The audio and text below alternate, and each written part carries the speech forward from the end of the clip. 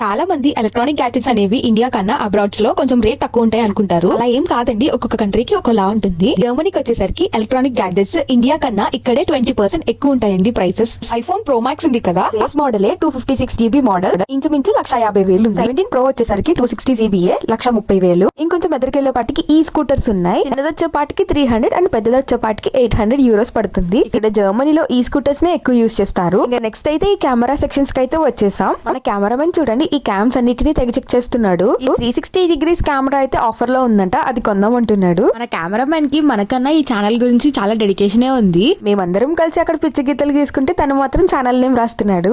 అలా తిరిగి అలసిపోయాం కదా, ఇంకా ఆటోమేటిక్ గా ఆకలి కూడా వేసింది. ఇంకా దగ్గరలో ఉన్న పిజ్జా షాప్ కి అయితే వెళ్ళిపోయాం.